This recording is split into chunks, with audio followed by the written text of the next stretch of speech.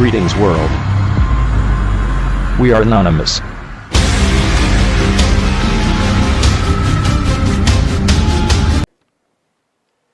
Alright, welcome to Flaming Arrow 101.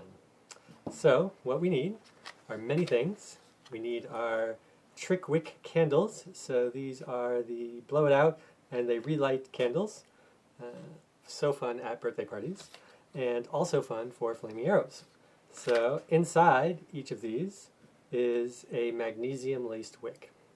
And the magnesium burns extremely hot, which you need because the arrow travels fast enough that if you fire it with anything on there on fire, it blows it out immediately and doesn't relight again. So it doesn't have that nice dramatic effect.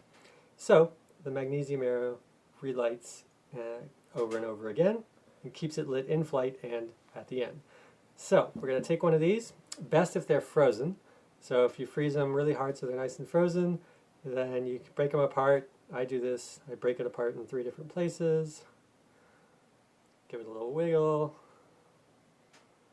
and then I use my thumbnail to make a little dividing line. This is like cooking. Enjoy your own favorite recipe of separating wax. Have fun with it. Come up with a song or something. And then you can see that there's a little bit of gray on the wick, as you can see on this lovely example here. If the wick is picked clean and you see it white, then you have a regular candle wick that won't do much.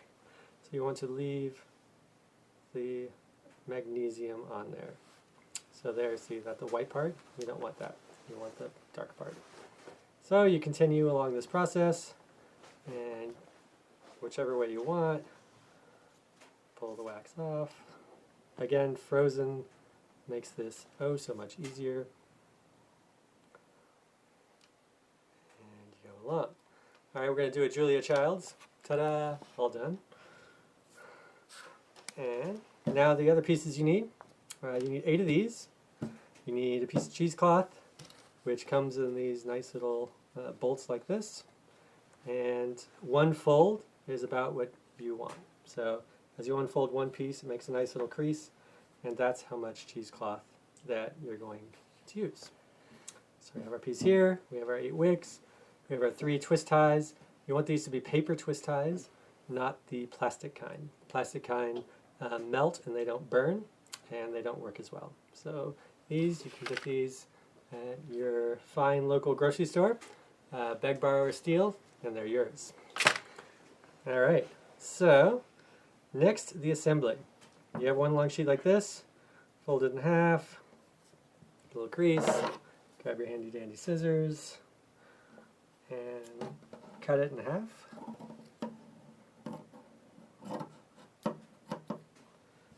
Alright, now for the first one, you're going to fold it over about 1 inch, so you have this piece here is about 1 inch, so fold it back over, like so. Then we're going to take our arrow, and this is an XX75 Game Getter aluminum arrow made by Easton. You want these to be aluminum arrows because they take a really long time to melt through, which is important because the arrows need to burn for a little while. Maybe we'll see this later. They're 32 inches long because this last chunk here, about that much, is going to be covered in cheesecloth, and when you draw back, you don't want to be burning your hand. So the 32 inches is because the last 4 inches or so are on fire. You take this last bit here and get your twist ties, 1 of your twist ties ready, and get some of our 4 wicks. Now 8 wicks is what I use. I do an inner layer and an outer layer. So I'm going to take my cheesecloth, and this thick part here is because later on when we dip it in kerosene, you want this part to be the sponge and hold the kerosene fuel, and this part here you want to be mostly dry. It'll have a smattering of little sprinkling of kerosene but not be soaked. Again, we're doing this because we don't want the arrow to be very heavy. You could make a flaming arrow out of flaming pine pitch or many other tree saps, but it's very heavy, and you would need to fire at least a 70-pound bow. And we're shooting much less, so we want to have a light arrow, and this works fine as well. Also, if you put kerosene on the back part, it burns much too quickly. So I'm going to take this, and this one I want to write very tight.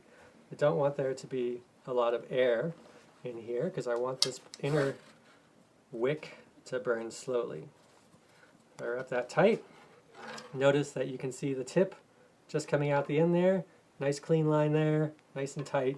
And then I'm going to put this on my twist tie and one wick. So I'm going to put it there. And you want this twist tie to be 1 inch back. So right where we folded it over and it makes that thick part, you want this twist tie to be right behind that thick part that we made there, sitting on top of one of the wicks. I'm going to take my other 3 wicks, place them over here, 1 and 2, so they're nice and level with the front. Alright, hold that one up, and I'm going to take this twist tie and I'm going to tie it on so that it is tight. Now I want to put this on, keep that tight, spread my wicks out, sometimes they bunch together, not a problem. Spread these out a bit. Okay, and then if you can get it wrapped around again, then go ahead and do that. So I'll wrap it around the back, and I will twist these together, and then fold the excess back over. Alright, that's twist tie number 1. That holds those 4 wicks in place, and also helps the kerosene when you dip this later not come back past this little arrow tourniquet back into this part. There we go. Next, you take your other piece of cheesecloth, and this one you don't fold. You leave it longer. And we're going to wrap this one as well, but we don't need to wrap this one so tight. This one we can keep loose. So we wrap that one. This is the showpiece. So this is what burns and makes the nice ooh and ah of the flame. But what you are waiting for, another one down there, is for the arrow to burn long enough for the second set of wicks in here to catch and the cheesecloth to be nice and burning underneath. So it usually takes about 45 to 90 seconds, depending how tight it's wrapped, depending how much kerosene you put on it, etc., etc. So you put that on there, make another one, and last, so now we've got 8 wicks, 4 on the inside, 4 on the outside. This goes right over where the other one was. So put that there, and we'll put this one here. Let's go a little bit forward. There we go. Now I do this one. And this one isn't going to reach around again, so you twist a couple times. Take your handy dandy scissors, cut off the excess. And then just fold that back. That's good. Now, it's not done yet, because I have found that there is another key ingredient. When this arrow flies, what's going to happen is this part here is going to slide down the shaft. It's going to fire, and it'll go wee, fly down like this, and then this happens. This bad. Now you have your flaming part next to the part that makes the arrow fly. This is bad. So you want to prevent that. So how to prevent that is to take this handy dandy little twist tie, your third one that you have left over, roll this up, and you put this at the back of the arrow. Now the reason this is a twist tie, once tried it with duct tape, ran out of twist ties.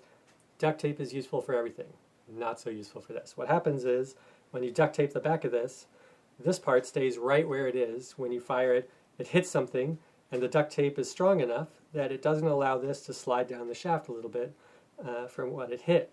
And you want that to happen because although this is all nice and flaming, when it hits something, you want this not to actually enter what you're shooting at. Because I have fired these into gasoline-soaked hay bales, and nothing happens. They go out because there's not enough oxygen for this fire to light the gasoline, even though it's soaked in the hay, on fire. It needs to stay outside of it. Also fun for, you can take powdered sugar in a little ketchup bottle, and powdered sugar you wouldn't think would be very flammable, but it is, and squirt it out into a little butane torch. You can do it with a match, but the butane torch works great, propane torch, and you get these huge fireballs. Also works with flour. Anyway, the fire needs oxygen, so it doesn't get enough. So what you're going to do is take this, and you're going to wrap this around the shaft right in the back, but you want to make sure that you don't get any cheesecloth in your twist tie here, right? You're only attaching it around the arrow. And then you'll wrap it back around the other way.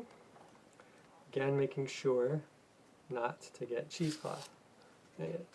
And this, when it hits something, then you can put your cheesecloth back over it for a nice aesthetic effect. There we go. So now, when this hits something, it's going to hit the target, and then, let's see, it's going to hit the target, and then the arrow will go into the target like so, and this will slide down the shaft and stay outside.